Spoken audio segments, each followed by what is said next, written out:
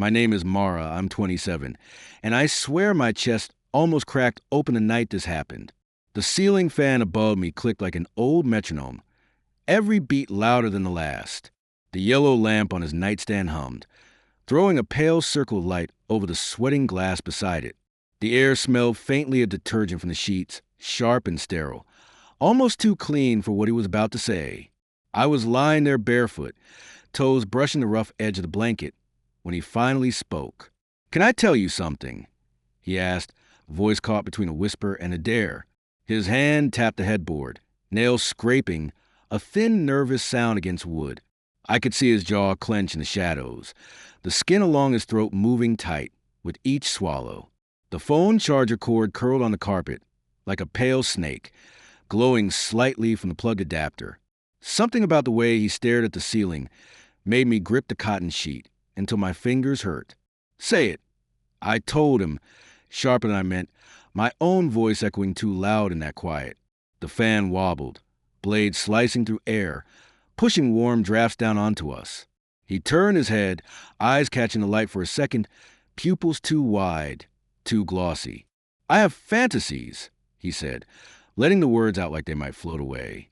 My stomach knotted instantly, and the smell of his cologne on the pillow beside me felt sour. I tried to keep my face still, but I could feel the twitch in my jaw. "About who?" I asked, and my throat burned like I'd swallowed hot metal. His chest rose once, then fell hard, shaking the mattress beneath us. "It's your mother's face," he said, mouth barely opening, but the words hit like a hammer. The glass on the nightstand vibrated slightly when he shifted, leaving a darker, wet circle on the wood. Heat spread up my neck, like fire licking just under skin. The sheet felt abrasive against my palm, every fiber catching my sweaty hand. "You're joking," I said, but my voice broke, and it wasn't a question anymore. He rolled his head to face the lamp, refusing my eyes, shadows warping across his cheek. "It's just thoughts," he muttered, too quick, too rehearsed, like he'd been waiting to use that excuse. The hum of the lamp deepened, filling the room with an almost electrical buzz. I couldn't stop staring at the charger cable, looped and coiled, threatening to snap. "Wire?" I asked, nails pressing into my own thigh now, a small pain to ground me. His palms spread flat over the headboard, knuckles whitening as if he could push the wood away.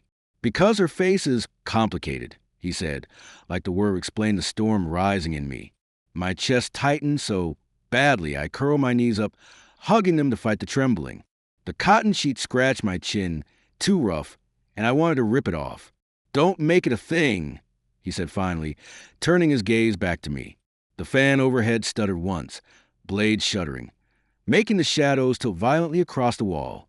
But it was already a thing, bigger than the room, pressing around us, and I couldn't breathe. The toaster popped hard and threw crumbs across the counter.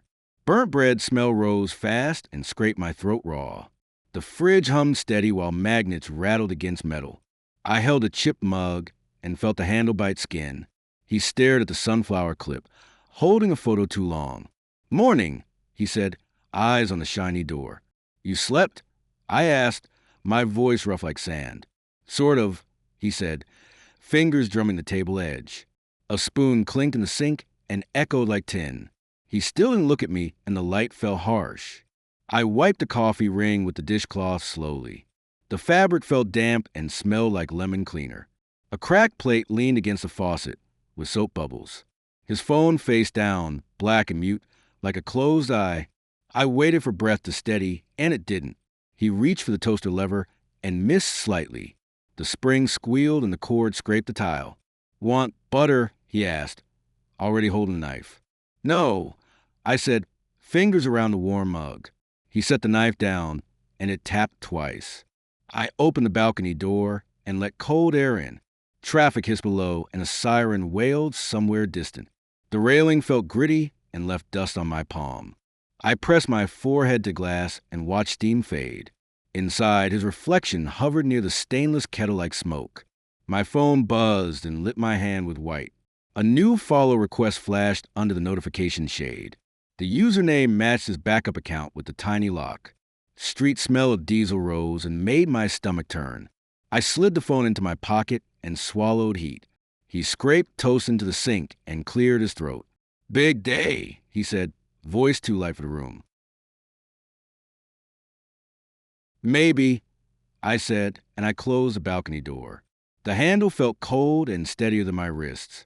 He smoothed a napkin flat and kept smoothing it. I walked to the shelf and fixed a leaning frame. Dust lifted in the morning light and hovered like ash. The wood edge scratched my thumb and woke a sting.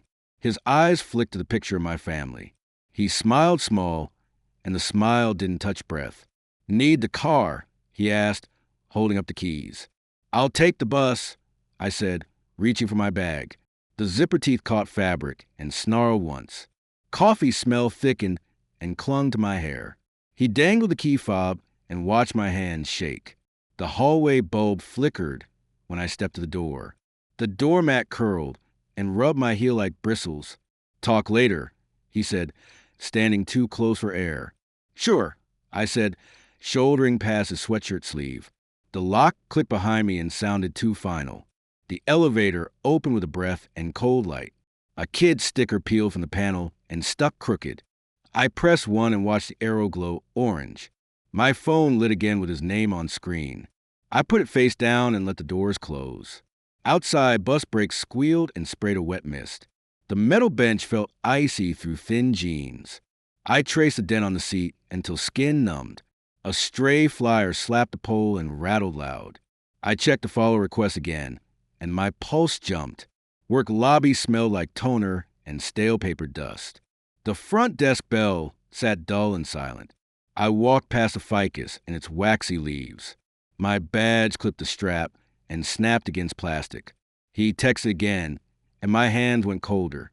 At my desk, the tower fan rattled on medium. The mouse felt greasy and warm under my palm. I opened our shared tablet, and the screen flared. A faint fingerprint smudge caught the light like frost. The history pane slid open and lines stacked tight. Search entries scrolled with dates in small gray fonts. There were skincare questions nested among celebrity interviews. There were makeup tools in neatly spelled phrases. A stylus rolled to the edge and thumped carpet. My lungs held still and waited for something worse. "Whatcha doing?" my coworker asked by the printer. "Checking weather," I said, closing the pane fast. The printer coughed and filled the room with heat. Paper curled from the tray and crackled like dry leaves. I tucked the tablet under a folder and breathed shallow. On break, I called from the stairwell under buzzing lights. Concrete smelled damp and the metal rail felt sticky. "Everything okay?" my mom asked, voice warm but alert. "Can I borrow your blue jacket tonight?" I asked. "Of course," she said, and her breath caught slightly. "Did you see a comment on my post?" she asked. Wind hissed through the stairwell vent and nudged my hair. "I'm not on there much," I said slowly. "He wrote something sweet, then it vanished," she said. I stared at a paint chip curling like a scab. Back at the desk, I opened the app quietly. The screen light washed my hands to chalk. A notification log showed a heart, then a delete. The title of her photo said brunch under the awning. Heat crawled up my neck and stayed there. I left early and the sky felt too bright. Cars hummed by and kicked grit against my shoes. The crosswalk button stuck and clicked with delay. A cyclist rang a bell and startled my bones. I carried the tablet flat like a tray of proof. The apartment smelled like lemon and something metallic. A thin streak of cleaner shone across the table. A small gift bag waited near the armchair. White tissue poked out like tired petals from a vase. My heartbeat matched the clock and ran ahead. I lifted the bag and heard plastic clatter softly. Inside lay a box-face roller with gold edges. A note stuck to the lid with a tiny heart. It read for later, and the ink looked fresh. My skin prickled, and the room seemed smaller. The desk lamp burned warm and hummed a line. A single sheet of glossy paper sat beside it. It showed a vintage actress with a perfect jaw. Pencil lines traced angles across the printed cheekbones. The lamp threw hard shadows and sharpened every edge. He came in with wind on his jacket and silence. "Cleaning day," he said, dropping his keys on the bowl. They chimed against coins and rolled to the rim. "What's this for?" I asked, holding the box high. He blinked slow and set his phone down carefully. "A surprise," he said, and he rubbed his wrist. "For who?" I asked, and my mouth felt dry. "For you," he said, eyes sliding to the lamp. The refrigerator kicked on and filled the pause. The word surprise hung hard like a metal taste. "Put the paper away," I said through tight teeth. "Okay," he said, folding the edges too neatly. The drawer slid shut and scraped against swollen wood. He wiped the tabletop with a gray cloth once. He didn't lock the drawer, and that felt loud. Water thundered in the shower and masked footsteps. Steam rolled under the door and smelled like eucalyptus. I pulled the drawer open and light pooled inside. Magazine faces sat stacked with ruler marks in margins. A stub of pencil had grooves from teeth pressed hard. Under the stack lay a printed family post from winter. The paper edges were warm from the lamp's heat. Tape tabs clung to the corner like half-peeled skin. Lines crossed the cheeks in faint graphite paths. My fingers tingled, and I set the sheet down. I slid everything into a shoebox from the closet. The cardboard rasped and left dust on my nails. I pushed it under the bed and watched darkness swallow. Outside, a neighbor laughed, and the sound felt wrong. I stood by the nightstand and didn't touch the lamp. He stepped from the bathroom with fog on his hair. "Dinner?" he asked, towel slung across one shoulder. "Later," I said, voice steady but not calm. The towel dropped on a chair and left a wet moon. I stared at the doorway and planned the next move. The doorbell rang sharp and set my teeth on edge. Warm garlic smell rushed out when the door swung wide. A ceramic casserole steamed on the counter near the stove. My mom wiped her hands on a striped towel and watched us. He stepped inside with a brown bag clutched tight. Cold air followed him and made the hallway mirror fog. The bottle clinked against his keys and rang faintly. He smiled at the doormat and then at her eyes. I slipped my coat onto the brass hook slowly. The fabric scratched my wrist and left a red line. Light from the chandelier shone on the framed hallway photo. His gaze stuck to that glass longer than mine did. In the kitchen, the pot bubbled like a low drum. Steam dampened my forehead and tasted like pepper. My mom stirred with a wooden spoon and laughed softly. He stood too close to the counter and breathed deeper. "Need help?" he asked, fingers resting on the drawer handle. "Grab the plates," she said, nodding toward the tall cabinet. "4?" he asked, and he reached for the top shelf. Porcelain clicked together, and he flinched at the sound. I set forks beside the blue napkins and waited. The table smelled like lemon oil and old pine. A glass pitcher sweated onto a round quart coaster.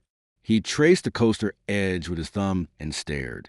"What is that spice?" he asked, watching the steam swirl. "Paprika and thyme," she said, tapping the spoon twice. "It's perfect," he said, voice low under the fan. The fan rattled once and threw shadows across the bowl. We sat in chairs scraped tile like tiny storms. Candlelight warmed the salt shaker and turned it honey. He adjusted his napkin and glanced at my mom's mouth. Her lipstick left a faint print on the water rim. "Long day," my dad said, setting down the bread knife. "Busy but good," he said, folding the napkin again. "How's the project?" My dad asked, leaning back carefully. "Moving ahead," he said, eyes sliding toward the centerpiece. I scooped stew and felt heat sting my knuckles. The ceramic ladle was heavy and smooth like bone. He lifted his spoon but watched the candle instead. Wax wavered and cast in lines across her cheek. "That perfume smells familiar," he said, finally looking up. "It's citrus and cedar," she said, touching her neck lightly. "It suits you," he said, and his spoon hung midair. My sister coughed once and nudged my ankle hard. "Try the bread," my mom said, reaching for the board. The crust crackled and scattered warm crumbs across linen. He caught a piece and brushed butter to the edge. The knife scraped the plate and squealed like a warning. His phone vibrated against wood and rattled the spoon. He flipped it face down and smiled like nothing. The screen still bled light along the table's edge. I stared at that glow until the vibration stopped. "New plate set," he said, tapping a floor border. "A gift last spring," she said, smoothing the tablecloth. "They're lovely," he said, and his voice dropped softer. The candle wick hissed and spat a tiny spark. I reached for water and felt condensation slick. The pitcher cooled my palm and numbed the ache. He watched the rim touch my lips like he counted. My dad cleared his throat, and the sound weighed more. "Tell us a story," my mom said, smiling warmly. He pushed peas around and leaned on the fork. "I met a client with a stunning portrait," he said. The fork tapped porcelain, and I felt my stomach tighten. "What kind of portrait?" I asked, keeping my tone mild. "Black and white with very strong angles," he said. "Old Hollywood style with soft light," he added quickly. The candle sighed and smoke rolled in a thin thread. I stood for a dish towel and tested my legs. The towel felt rough like new rope against skin. In the hallway, the family console held a silver frame. Dust glowed under the sconce, and silver looked colder. In the bathroom, I washed hands under bright light.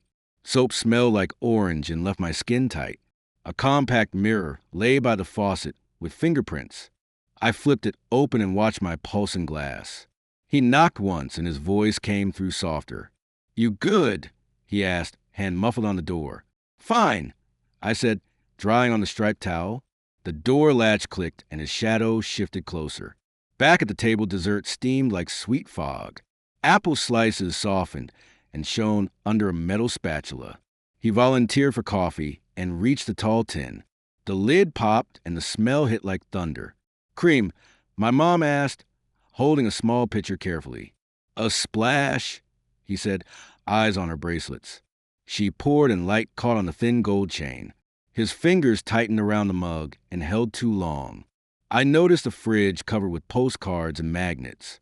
A grocery list curled from a red clip near recipes. He looked over the photos and paused at one. The postcard lamp reflected in his pupils and lingered. "Can I take a picture of this spread?" he asked. "For the recipe later," he added, lifting his phone. "Sure," my mom said, adjusting the bowl closer. The shutter clicked 3 times, and he stepped backward. "Let me see," I said, holding out my hand. "Later," he said, tucking the phone near his plate. "It's a blur," he said, shaking his head lightly. The candle guttered, and wax ran down like tears. My sister brought ice cream with a metal scoop. The scoop clanged the bowl and sparked a tiny echo. She met my eyes and then looked at his pocket. Her lip gloss shone under the sconce and stayed still. He stood to help and bumped the chair leg. The chair scraped tile and skidded toward the rug. He caught it with a palm and laughed too softly. My dad's eyebrows lifted and then fell like weights. When we finished, I stacked plates near the sink. Hot water roared and fogged the window glass. He dried slowly with a thin striped dishcloth. The cloth left lint on porcelain like snow. "Great dinner," he said, placing a plate carefully. "Glad you liked it," she said, rinsing the ladle. "It reminded me of summers by the lake," he said. His eyes tracked the reflection on the window constantly. In the living room, the lamp glowed amber and low. The couch fabric felt nubby against the back of my knees. He stood near the bookshelf and touched an old yearbook. The spine creaked, and he smiled at a page too long. "Time to go," I said, grabbing my wool scarf. The scarf scratched my neck and steadied my breath. He nodded and reached for his jacket slowly. My mom walked us to the porch under buzzing light. "Drive safe," she said, pulling the door halfway closed. "Thank you for everything," he said, touching the railing. The porch smelled like wet leaves and coal paint. I waved once and watched her shadow thin. Inside the car, the cabin light felt surgical and stark. The seatbelt buckle clicked and dug into my hip. He placed his phone in the cup holder, screen up. A thumbnail photo pulsed and then faded like a heartbeat. "They liked me," he said, starting the engine quietly. "They were polite," I said, staring through the windshield. "Your mom has great taste," he said, tapping the wheel. The dashboard glow turned his knuckles bluish and rigid. "What taste exactly?" I asked, voice flat and slow. "Her spices and her record collection," he said. "You saw records in the living room." I asked. "They peeked from a shelf," he said, smiling thin. At a red light, the phone screen woke with glare. New photos stacked in a row under the time. I lifted it and felt warm plastic and sweat. The last image showed the table and a single profile. "Delete it," I said, handing the phone back. He blinked and stared at the red light blinking. "Which one?" he asked, thumb hovering near trash. The light washed his face crimson and held there. "All of them," I said, and my voice stayed still. He swallowed and the sound filled the quiet cabin. "I was saving the centerpieces," he said, looking down. The photo crop showed her jawline sharpened like a blade. The blinds rattled against the frame as the wind pushed hard. His breathing was steady beside me, broken by small whimpers. The clock glowed green numbers and hissed faintly from the socket. I slid my hand under the pillow and touched his phone. It was warm, as if it had been waiting for me. The lock screen opened under my thumb with a buzz. Light spilled across the comforter and turned the fabric silver. A folder sat tucked between playlists and banking apps. The title said Faces, simple, almost innocent in shape. My pulse hammered while the radiator ticked behind me. I tapped once and the folder bloomed open. Images stacked in neat squares across the glowing glass. My mom's smile was pasted onto a model's frame. Her eyes stared from a body in a velvet dress. Each edit blurred seams but left a scarred truth. My throat tightened as a sheet scratched against my elbow. I swiped further and found her wedding photo enlarged. Her jawline trace, highlighted, sharpened within pencil marks. The bedside lamp hummed and flickered like a failing breath. My hand shook so badly I almost dropped the phone.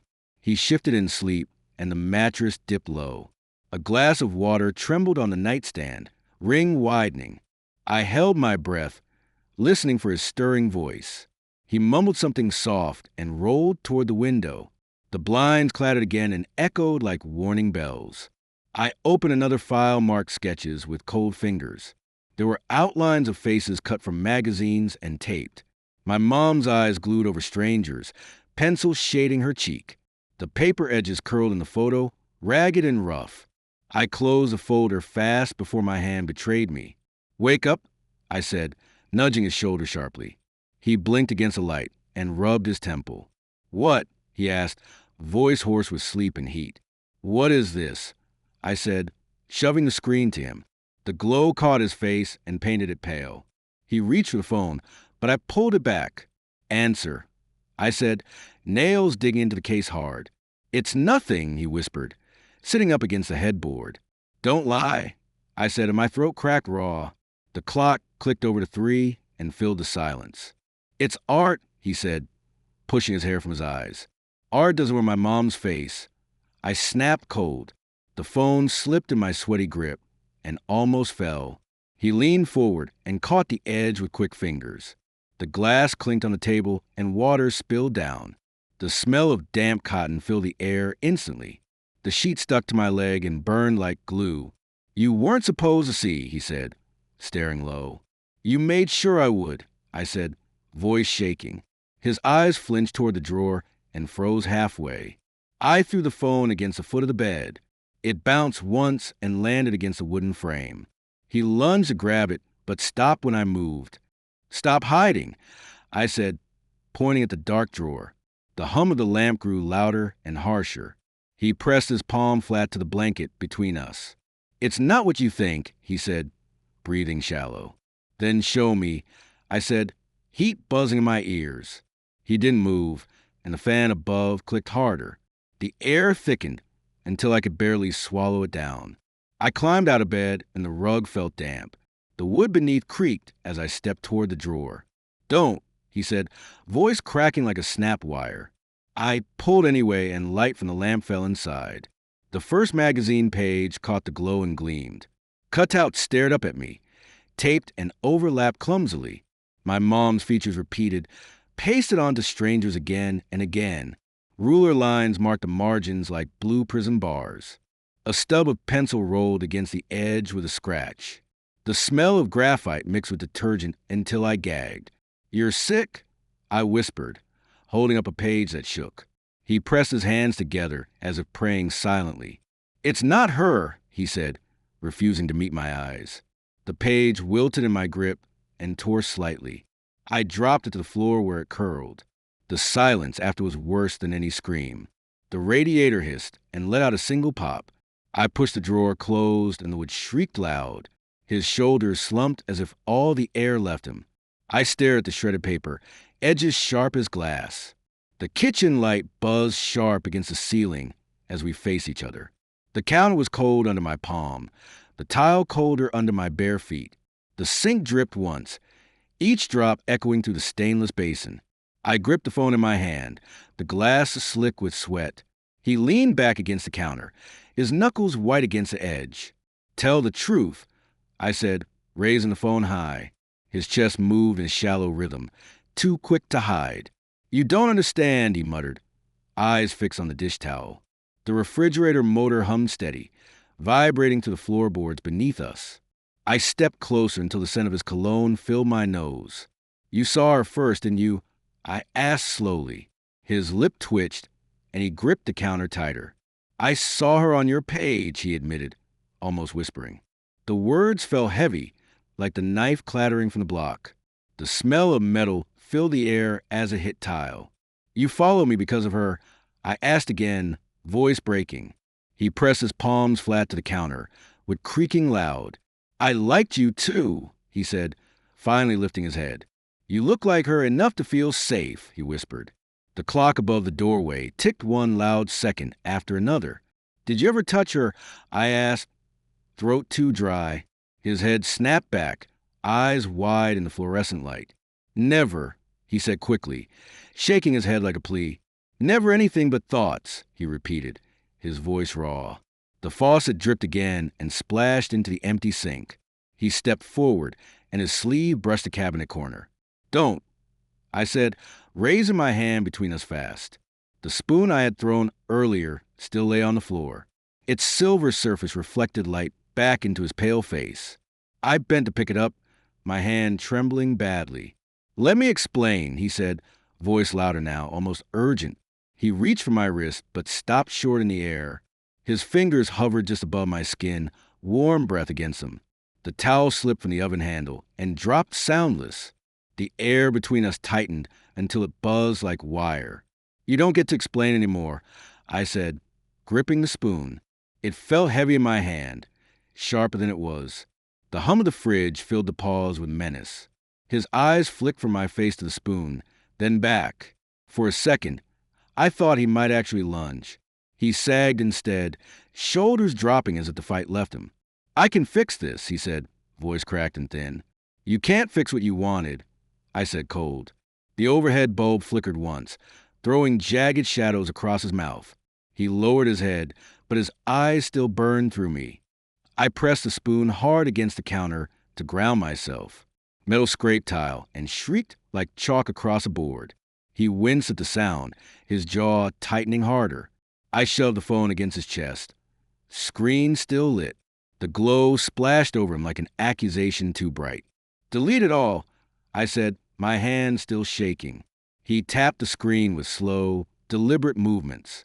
The folder dissolved into a blank, empty grid of icons. But I could still smell the graphite and see her face.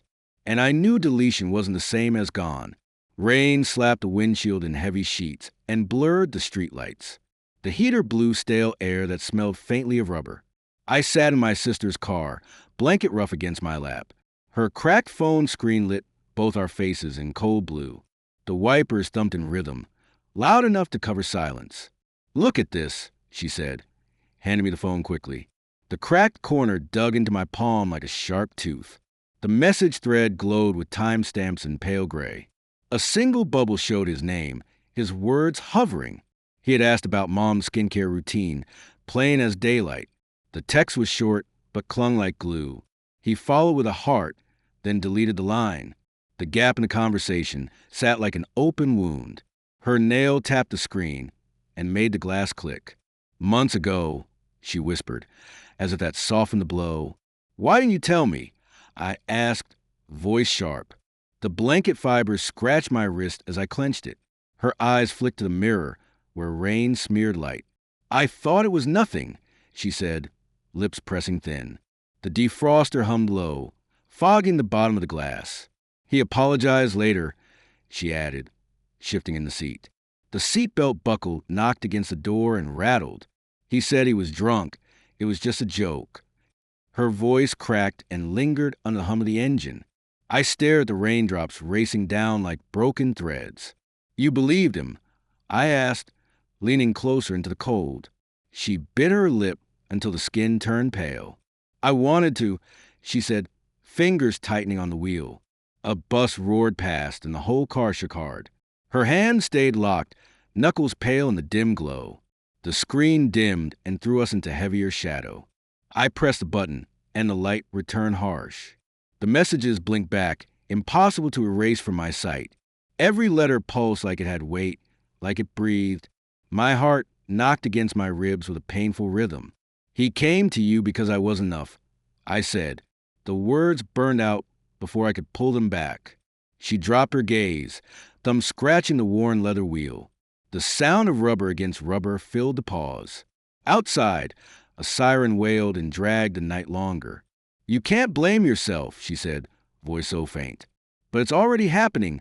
I snapped, heat climbing my neck. The blanket slipped and pulled heavy around my thighs. Her phone buzzed in my hand and nearly slipped. It was another notification from him. Fresh, impossible to deny.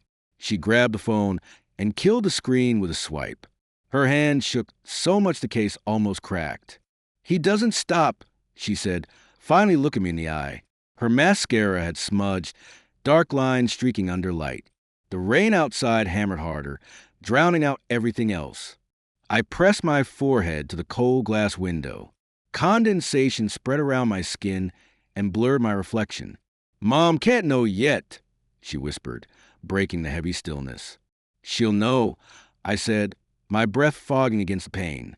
And the truth pressed closer, heavier than the storm itself. The washer thudded like a heartbeat against the garage wall.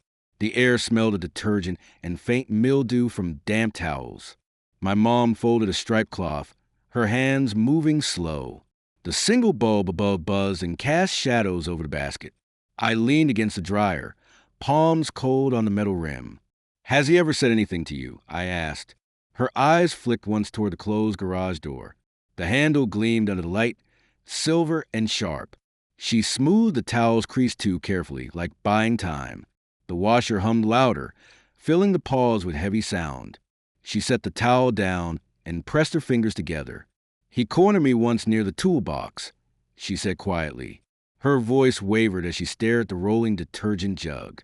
The air felt thicker, like it carried dust and heat.